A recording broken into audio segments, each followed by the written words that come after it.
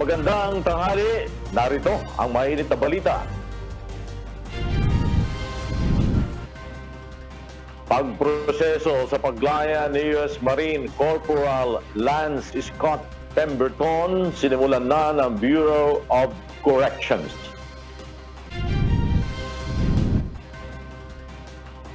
Dalawa sa 5 Pilipino naniniwalang sasama pa ang lagay ng ekonomiya ng bansa sa susunod na taon ayon sa isang survey. Panawagang academic freeze ng ilang grupo tinanggihan ng Department of Education. Bilang ng mga pribadong paaralan na nagsara, nadagdagan pa.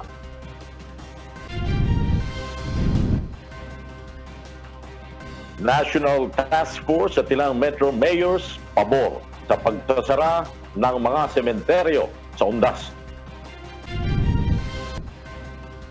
At tensyon sa pagitan ng Australia at China mas tumitindi matapos umalis ang huling 2 Australian journalists sa China.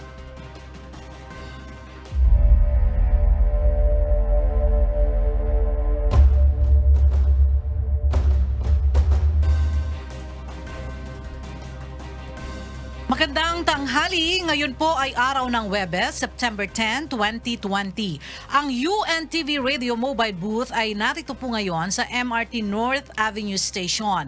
At una sa ating mga balita, 2 sa bawat 5 Pilipino ang naniniwala na magiging malala pa ang lagay ng ekonomiya ng bansa sa susunod na isang taon. Ito ang resulta ng pinakahuling survey na isinagawa ng Social Weather Station o SWS. Narito ang ulat ni Rosalie Coz. 40% ng mga Pilipino ang naniniwalang mas matindi pa ang magiging epekto ng COVID-19 pandemic sa ekonomiya ng bansa sa susunod na 12 buwan. Ito ay batay sa pinakahuling National Mobile Phone Survey ng Social Weather Stations o SWS. Ibig sabihin, 2 sa bawat 5 Pilipino ang itinuturing ng SWS na economic pessimist o mga nag-iisip na sasama pa ang lagay ng ating ekonomiya. Ito ang pinakamataas na bilang ng mga economic pessimists simula June 2008. 24% naman ang naniniwalang mananatili lang ang antas ng economic growth sa Pilipinas, samantalang 30% naman ang umaasa ng improvement o ang mga tinatawag na economic optimist. Ginawa ang survey mula July 3 to 6, 2020 sa pamamagitan ng mobile phone at computer-assisted telephone interview sa 1,555 respondents sa buong bansa. Rosalie Coz, UNTV News and Rescue.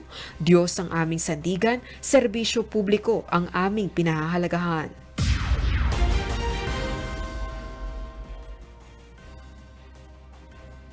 Nangako ang 9 na kumpanyang developer ng potential vaccine laban sa COVID-19 na susunod sa prinsipyo at tamang proseso ng approval ng bakuna at hindi magpapa-impluwensya sa politika.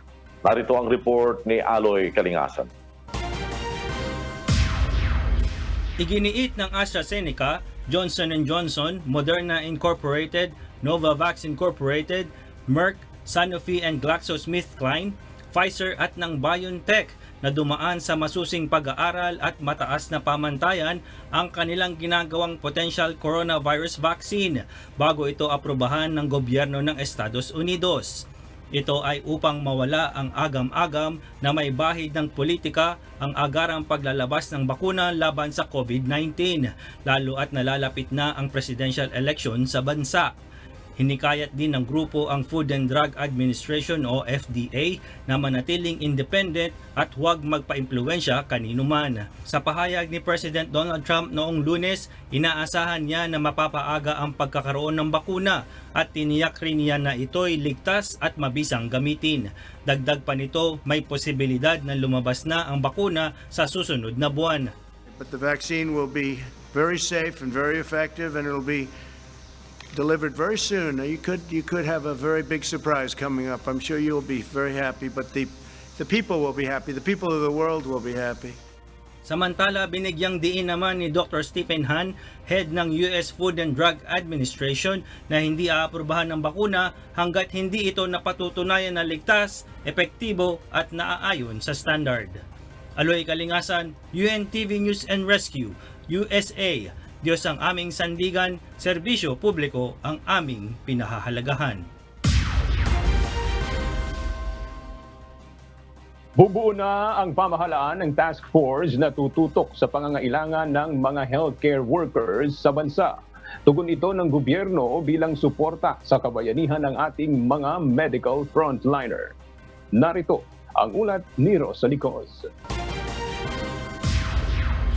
Itinuturing ng mga makabagong bayani ngayon ng mga healthcare worker na buwis buhay sa pagganap ng kanilang mga tungkulin. Subalit sa kabila nito, nakararanas ang iba sa kanila ng diskriminasyon at panggigipit dahil sa stigma dulot ng COVID-19. Sa tala ng Department of Health, as of September 8, 2020, nasa 7,452 healthcare workers na ang nagpositibo sa COVID-19. 4 na po sa kanila ang pumanaw. 3.07% ito sa kabuuang bilang ng coronavirus infection sa buong Pilipinas.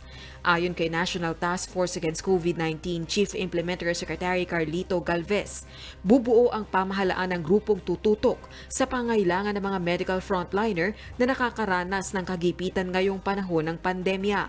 Alinsunod na rin ito sa direktiba ni Pangulong Rodrigo Duterte na tulungan ng mga healthcare worker tulad ng mga pinalalaya sa kanilang mga tinutuluyan. At yun po ay pinag-usapan na rin po namin kahapon sa pamumuno po ni Secretary Vince Dizon na magkaroon po ng tinatawag na yung ating task group on logistics ay sila pong titingin sa pangangailangan po na yun. Kasama po ang ating OCD. Manggagaling naman sa pondo sa ilalim ng Bayanihan 2 ang gagastusin para dito dahil malaking bahagi ng stimulus package ay nakalaan para paigtingin ang healthcare capacity sa bansa at pagkalooban ng karagdagang benepisyo ang mga frontliner. Inaasahang pirmahan ni Pangulong Duterte ang panukalang batas ngayon o sa susunod na linggo. Ito pong pondo po na inilaan po natin sa Bayanihan 2 ay ito po ang gagamitin po natin para sa mga mga libreng pasakay at libreng accommodations ng ating healthcare workers po. Samantala, maaari namang makipag-ugnayan ng mga healthcare worker na nangangailangan ng ayuda sa National Incident Command Center. Rosa Licos, UNTV News and Rescue. Diyos ang aming sandigan, serbisyo publiko ang aming pinahahalagahan.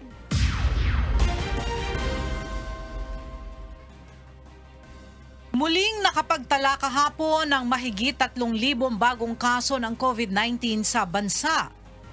3,176 ang nadagdag na bilang ng mga nagkaroon nito kaya naman umabot na sa 245,143 ang kabuang bilang ng positibo sa Pilipinas. 55,614 sa mga ito ang nagpapagaling pa sa mga pasilidad at pagamutan. Umabot naman sa halos 4,000 ang death toll sa Pilipinas. Ngunit tumaas naman sa 185,543 ang COVID-19 survivors sa bansa. Tinanggihan ng Department of Education ang panawagang academic freeze ng ilang grupo. Ayon sa DepEd, hindi magiging maganda ang epekto nito sa mga mag-aaral. Narito ang report ni Dante Amento. Hindi magiging maganda ang epekto sa mga bata kung matagal na matitenga sa pag-aaral. Ito ang sagot ng Department of Education sa mga panawagang academic freeze sa social media. Ayon kay Education Undersecretary ni Pomoceno Malaluan, nasa 24 na milyon na estudyante na rin ang nakapag-enroll para sa distance learning modalities ngayong taon. We would like to already dismiss this call as not something that is supported by the direction of the Department of Education for learning continuity. This position is also a short-sighted position. It does not take into consideration the trade-off of prolonged interruption in the learning process of the children. Sinabi pa ni Yusek Malaluan na mababaliwala rin ang mga ginawa na nilang paghahanda sa nakalipas na 4 na buwan. Kabilang na dito ang pagpaplano, pag-iimprinta at pamamahagi ng learning modules. Tiniyak namang muli ni Education Secretary Leonor Briones na patuloy ang kanilang ginagawang distance learning dry runs upang matiyak ang maayos na pagsisimula ng klase sa October 5. it's not as if bigla na lang tayong magbukas ng ating mga eskwelahan by October 5 dahil more or less alam na natin kung ano ang mga challenges at atin na itong tinugunan. Batay sa tala ng DepEd, mahigit 31,000 paaralan na ang nakapag-dry run noong Agosto habang nasa halos 12,000 naman ang nakatakdang magsagawa ng simulation sa mga susunod na araw. Dante Amento, UNTV, News and Rescue. Diyos ang aming sandigan, serbisyo publiko ang aming pinahahalagahan.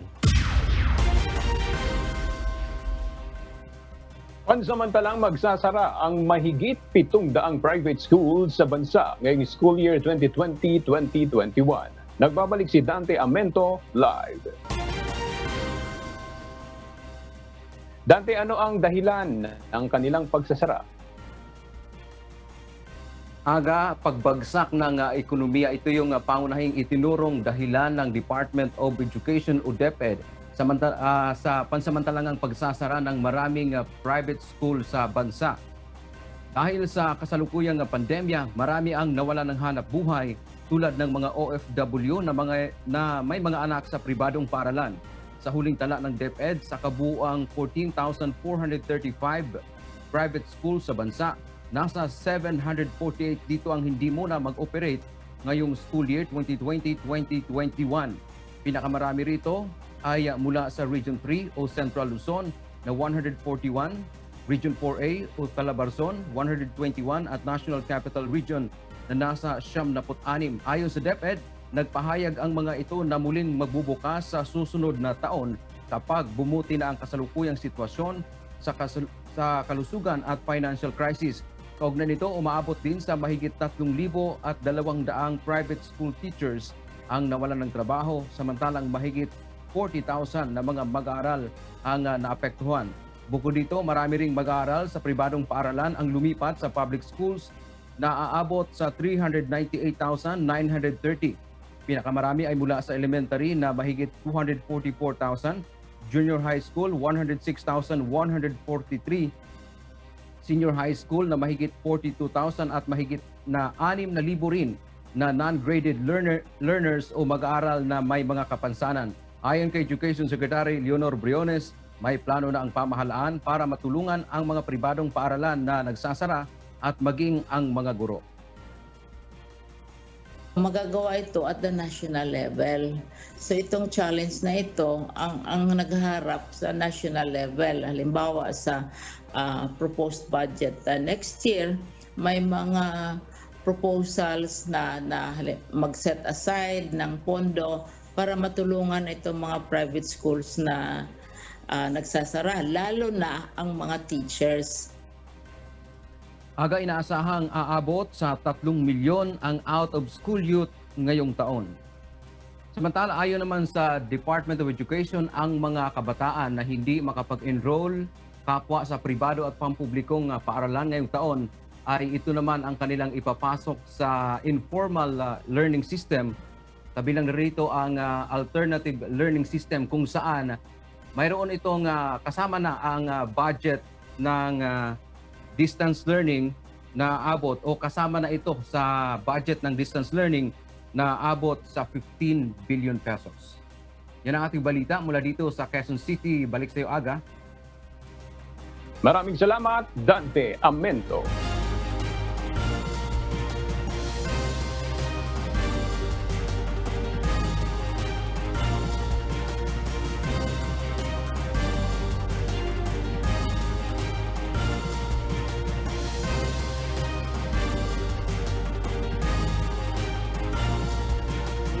Pinaigting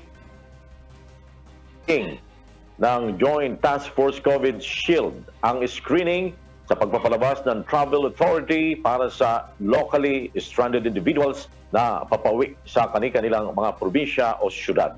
Narito ang live report mula kay Asher Kadapan Jr. Asher, bakit kailangang maghigpit ng mga otoridad kaugnay ng pag-uwi ng mga LSI?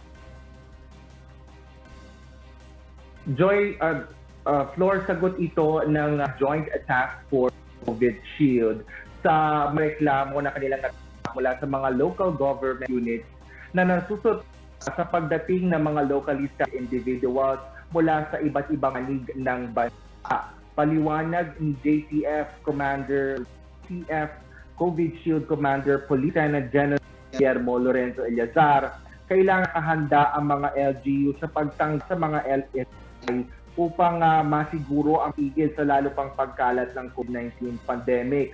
Nasunod niya ito sa kakulangan sa mga kawani ng LGU na kailangang humata mga LSI na nangangailangang dumaan sa mga health and safety protocol kaysa mga ipinatutupad na local guidelines laban sa COVID-19. Dapat rin nilang masiguro ng LGU na may sapat silang pasilidad para sa mga LSI gaya ng quarantine facilities at treatment centers sakaling magpositive naturang sakit. Bunsod nito ay hihigpitan ng pulisya ang kanilang protocol laban sa mga hindi prisadong paglalakbay, partikular na ang mga locally stranded individual. Inatasan ng JTF ang mga police commanders na higpitan ang screening sa paglalabas ng travel authority sa pag-uwi ng mga LSI. Travel authority ay kailangan sa pagtawid ng mga LSI pauwi ng mga probinsya o lungsod, lalo pa kung galing ang mga highly urbanized o matataong syudad gaya sa Metro Manila. Para makakuha ng travel authority ang mga papauwing LSI ay dapat na may medical certificate or medical clean certificate mula sa City o Municipal Health Office at kailangan itong isumite sa National Task Force Against COVID-19 sa pamamagitan ng help desk sa kanilang local police station. Bago tuloy palabas ang authority, ang pulisya kung saan manggagaling LSI ay kailangan din makipag-ugnayan sa pulisya na receiving LGU at kunin ang pahintulot ito. Kailangan ng mga receiving LGU ng pangalan ng LSI, petsa ng paglalakbay at sasyan na gagawin at iba pang impormasyon na may kinalaman kanilang pag-uwi. Narito ang pahayag ni Police Lieutenant General Lorenzo Eliazar. Ang LSI ay hindi mabibigyan ng travel authority hanggang walang pahintulot ang LGU na kanilang uuwian para sila ay bumiyahe. Sa ganitong paraan, mabibigyan ng sapat na panahon ng ating mga LGUs na maghanda at kontrolin ang pagpasok ng mga LSI sa kanilang mga lugar, lalo na yung mga galing sa Metro Manila kung saan maraming kaso ng COVID-19 infections. Or bilang karagdagang counter-check measure ay sa atin ng mga police ng mga received LGU ang mga LSI na darating sa kanilang mga lugar upang masiguro na otorisado ang kanilang paglakbay. Binigyan ng NTF ang mga LGU ng otoridad na kontrolin ang individual na individual na pagpasok ng LSI sa pamamagitan ng mga travel authority na mga ipinatutupad na kaukulang tukol sa mga bawat LGU laban sa pandemya. Floor? Maraming salamat, Asher Cadapan Jr., nagbulat mula sa Quezon City. Pinag-aaralan na ng National Task Force ang pagsasara ng lahat ng sementeryo sa bansa sa undas upang maiwasan ang pagsisiksikan ng mga tao. Ayon kay NTF Chief Implementer Secretary Carlito Galvez, malaki ang posibilidad na magdulot ng malaking problema sa kalusugan kung hindi mapokontrol ang mga ito sa panahong ito. Una nang nagpahayag si Mayor Isko Moreno Dumagoso na ipasasara niya ang mga sementeryo sa Maynila mula October 31 hanggang November 3. Sa isang panayam, sinabi naman ni Metro Manila Development Authority General Jojo Garcia na karamihan sa mga alkalde sa National Capital Region ay pabor na pansamantalang ipasara ang mga sementeryo sa kanilang lugar sa undas. Mangangailangan naman ng cemetery pass sa mga taga Marikina upang makapasok sa mga sementeryo sa lungsod. Narito ang report ni Vincent Arboleda live. Vincent, kailan magsisimulang mamahagi ng cemetery pass ang Marikina at saan ito pwedeng kunin?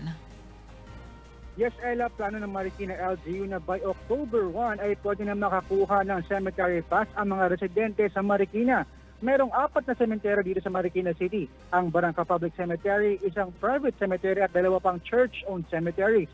ang mga cemetery administrators na mga ito ay may responsibilidad na mag-issue ng cemetery pass sa kanilang mga constituents. Ayon kay Mayor Marcelino Teodoro ng Marikina, isang beses lamang pwedeng gamitin itong cemetery pass. Mayroon din specific schedule kung saan ang mga residente mismo ang magsiset kung anong araw siya dadalaw sa sementeryo base sa mga available dates. Magsisimula ang regulasyon sa pagdalaw sa October 15 hanggang sa November 30. Sarado naman ang lahat ng mga sementeryo sa lungsod sa October 31, November 1 at November 2. 2 lamang kada pamilya ang pwedeng bigyan ng cemetery pass. Hindi pa rin pinapayagan na makalabas ang mga below 21 years old at ang mga senior citizens. At 30% lamang ng capacity ng sementeryo ang pwedeng i-allow na makapasok bawat araw. Bawal din ang magdala ng pagkain, tent at anumang makapasikip sa sementeryo. Balak naman ni Mayor Teodoro na maglabas ng executive order upang maisabatas ang mga naturang hakbang para maingatan ang publiko at makasunod sa IATF guidelines on mass gathering. Samantala, naglabas na rin ng executive order ang San Juan LGU na magiging sarado rin ang lahat ng mga pampubliko at pribado sementeryo at kolumbaryo sa San Juan mula October 30 hanggang November 3. Yan muna ang latest live. Balik sa iyo, Ella. Maraming salamat, Vincent Arboleda live na nag-uulat mula sa Marikina City. Ipade-report ng Bureau of Immigration si U.S. Marine Lance Corporal Joseph Scott Pemberton matapos pagkalooban ng absolute pardon ni Pangulong Rodrigo Duterte. Alamin natin ang detalye sa balita ni Dante Amento. Ipatutupad ng Bureau of Immigration ang summary deportation order kay U.S. Marine Lance Corporal Joseph Scott Pemberton. Ayon sa BI, hinihintay na lamang ng kawanihan ang court clearance at iba pang dokumento hinggil sa release order ng sundalong Amerikano.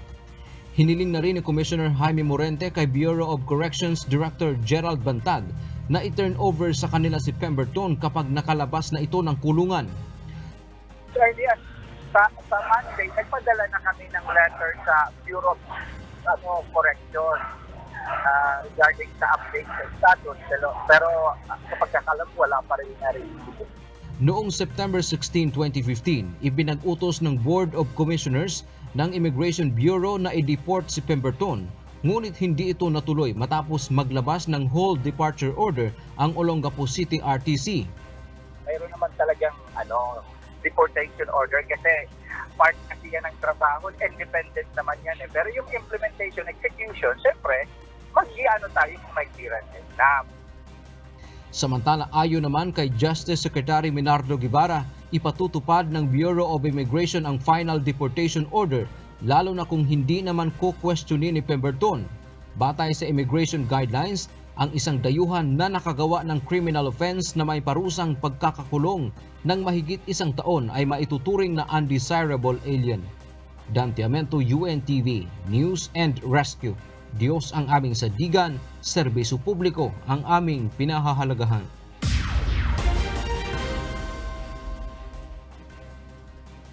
Samantala, sinimula na ng Bureau of Corrections ang proseso sa pagpapalaya kay U.S. Marine Joseph Scott Pemberton. Ito ay matapos na matanggap ang kopya ng absolute pardon na iginawad ni Pangulong Rodrigo Duterte dito. Ayon kay Bucor spokesman Gabriel Chaclag, nakikipag-ugnayan na sila sa ibang pang concerned agencies para sa tuluyang paglaya ni Pemberton sa kulungan.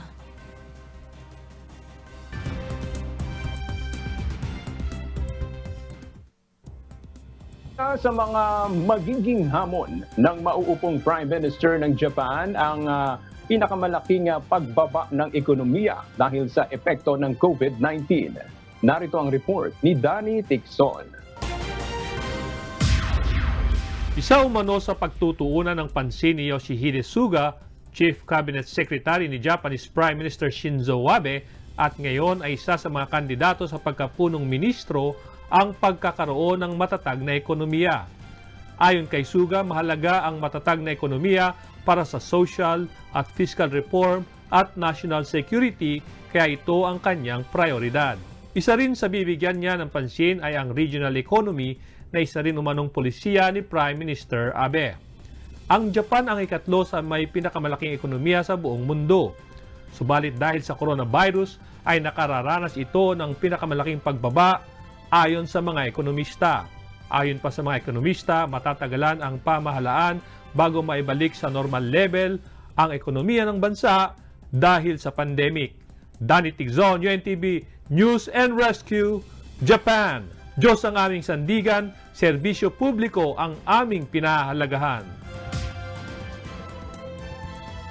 Mas tumitindi ang tensyon sa pagitan ng Australia at China matapos umalis ang huling dalawang Australian journalist sa China. Nakabalik na sa Australia sina Bill Birtles ng Australian Broadcasting Corporation at Mike Smith ng Australian Financial Review, ang huling Australian correspondent sa China matapos ang 5 araw na diplomatic standoff sa pagitan ng dalawang bansa. Lalong nagkalamat ang relasyon ng dalawang nasyon nang suportahan ng Australia ang isang international inquiry kaugnay ng origin ng coronavirus pandemic. Batay naman sa pinakahuling ulat, inakusahan ng China ang mga Australian agent ng panglulusob sa bahay ng mga Chinese journalist noong Hunyo dahil sa aligasyon naman ng foreign interference laban sa isang tauhan ng Australian politician na nagsusulong umano ng interes ng China. Hindi naman nagkomento hinggil sa issue ang Australian Security Intelligence Agency kaugnay ng issue. Noong nakalipas na buwan, ikinulong ng China ang Australian journalist na si Cheng Lei dahil sa aligasyon ng paglalagay sa peligro umano ng national security.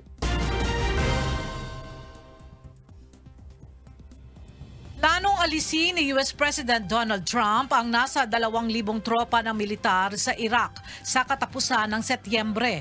Mula 5,200 na mga sundalo, babawasan ang presensya ng mga ito at gagawing 3,000 na lamang. Ang mga natitirang tauhan ng militar patuloy na magbibigay ng ayuda sa Iraqi Security Forces upang tugisin ang mga nalalabing miyembro ng jihadist group Islamic State. Noong nakalipas na buwan, kinumpirma ni President Trump ang planong i-withdraw ang lahat ng tropa ng militar sa Iraq sa lalong madaling panahon.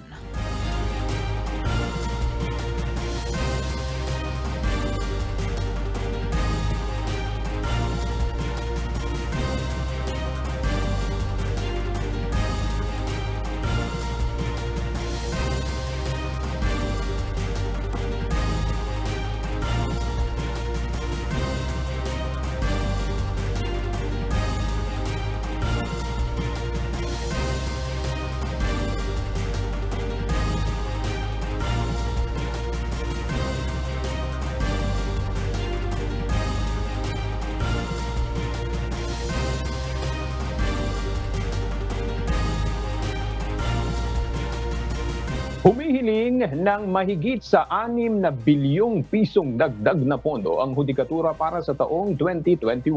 Ang detalye ng ulat ihahatid sa atin ni Ray Pelayo live. Ray, ano ang paggagamitan nitong dagdag na pondo na hinihingi ng korte? Malaking porsyento nitong 6.58 billion pesos na hinihing dagdag ng hudikatura para sa kanilang budget sa 2021 ay para sa internet connection. Ayon kay Court Administrator Jose Maidas Marquez, naapektuhan ng COVID-19 pandemic yung mga pagdinig ng korte, pero gumagamit na sila ngayon ng makabagong teknolohiya, particular itong para matuloy itong hearing. Ayon kay Marquez, nasa 100,000 na yung video conference hearing na kanilang nagagawa mula nung mag-umpisa yung community quarantine noong Marso. Pero 87% lamang anya yung success rate nito. Ibig sabihin ay mayroong 13% na pumalya sa koneksyon ng internet dahil nga mahina ang signal. Ayon kay Marquez, nais nilang palakasin ang yung mga signal ng internet para lahat ng korte ay maging konektado at makapagsagawa ng mas maraming pagdinig. Umabot na rin anya sa 60,000 yung mga preso o persons deprived of liberty ang napalaya na sa pamamagitan ng video conference hearing. Sa kabuuan ay mayroong 43.54 billion pesos ang pondong naaprubahan ng DBM para sa hudikatura, bagamat ang kanila sanang hinihiling ay 55.88 billion pesos. Alright, maraming salamat. Ray Pelayo, live mula Caloocan City.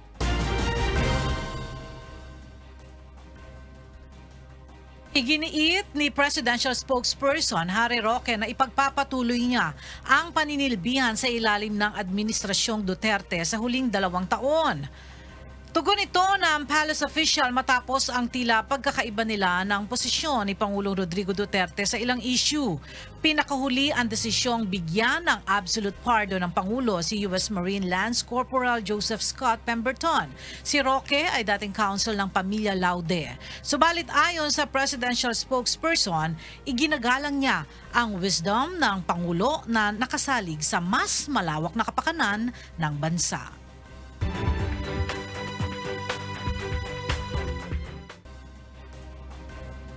Pinatawag sa pagdinig ng Sangguniang Panlalawigan ang 3 COVID-19 testing laboratories sa Pampanga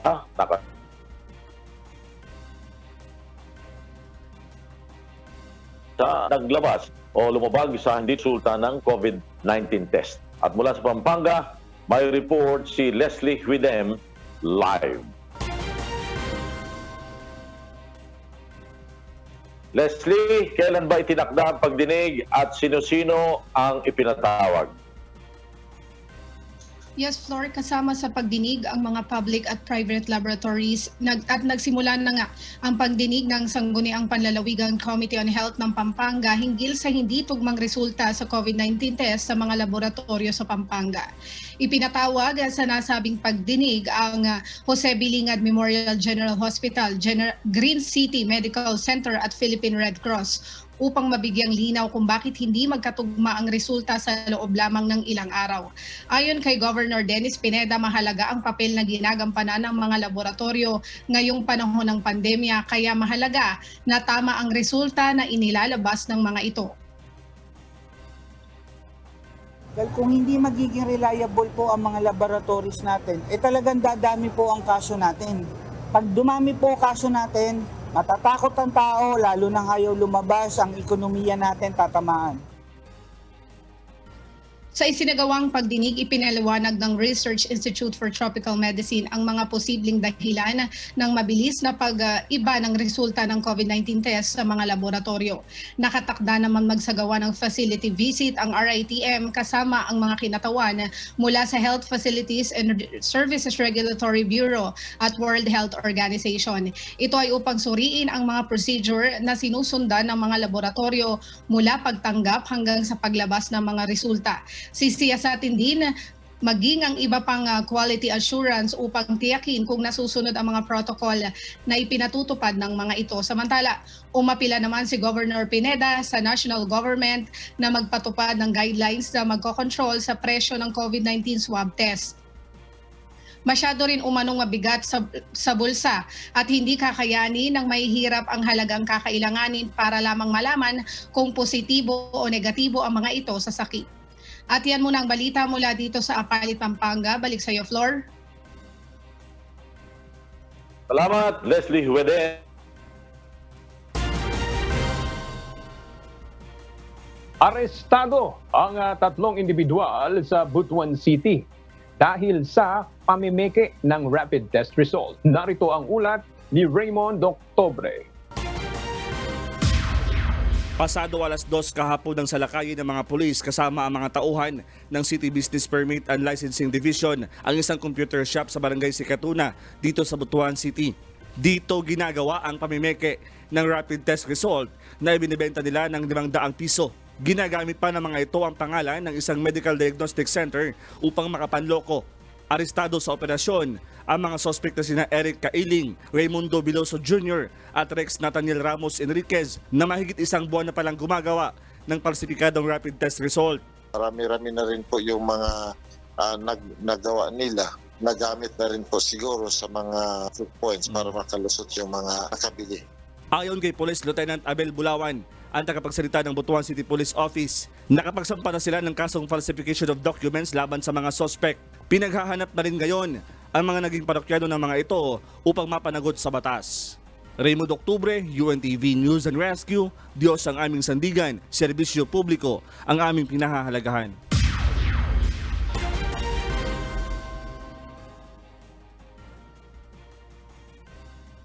Isang milk processing at marketing facility ang itatayo sa Davao de Oro. At mula sa Davao City, may report si Lucille Luren live.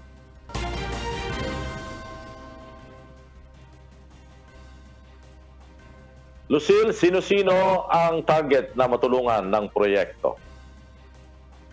Flor, layo nitong matulungan ang mga dairy farmers at mapalakas ang milk processing plant sa development ng milk and dairy industry sa kanilang probinsya. At nitong Martes lamang, September 8, isinagawa ang groundbreaking ceremony para sa nasabing pasilidad.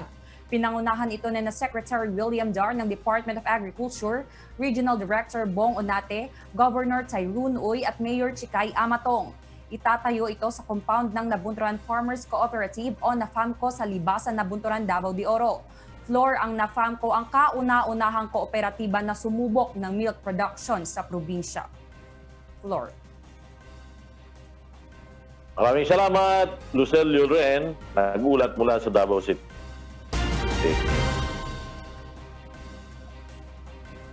Hinigpitan pa ng Armed Forces of the Philippines at Philippine National Police ang kanilang pagbabantay sa iba't ibang bahagi ng Rehiyon 9. Kasunod ito ng mga enkwentro laban sa Abu Sayyaf Group sa lalawigan ng Zamboanga, Sibugay.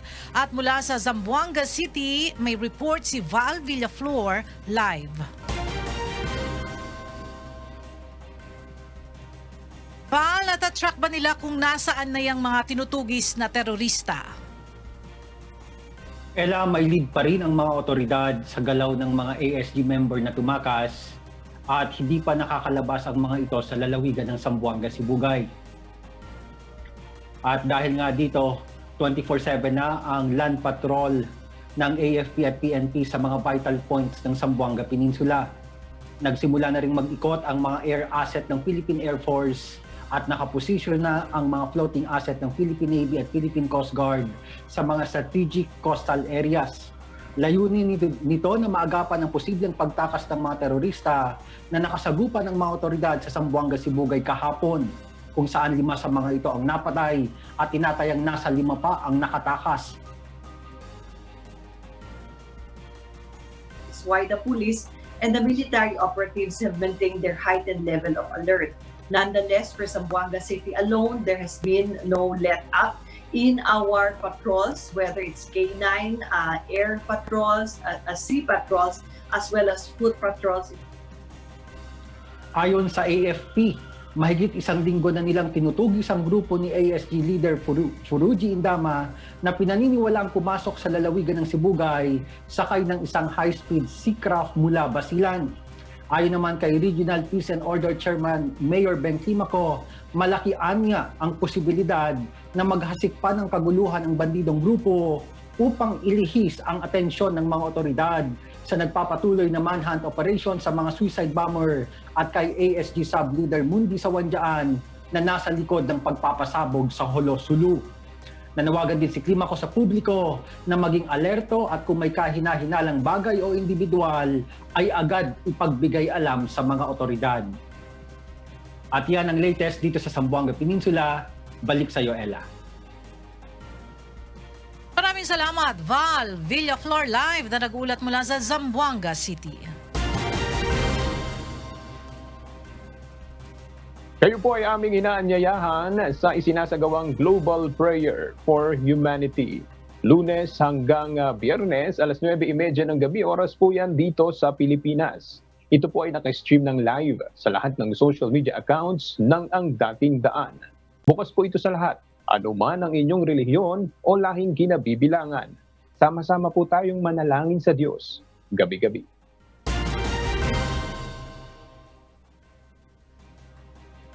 Mga kasambahay, kung mayroon kayong hindi napanood na balita o nais nyong muling mapanood ang CNews, maaari nyo itong balikan sa aming official YouTube channel. I-click lamang po ang subscribe button sa UNTV News and Rescue YouTube channel. Mapapanood nyo rin po dito ang iba pang news program ng UNTV, pati na ang iba pang video na nag-iisang public service channel. Kaya click, subscribe, and share. At yan ang mga balitang aming tinutukan at inaksyonan. Dahil sa aming pagbabalita, una ang pagkalinga sa kapwa. UNTV C News, may balita. San mampanig ng daigdig, Diyos ang aming sandigan, serbisyo publiko ang aming pinahalagahan. Magandang tanghali po. God bless and stay safe.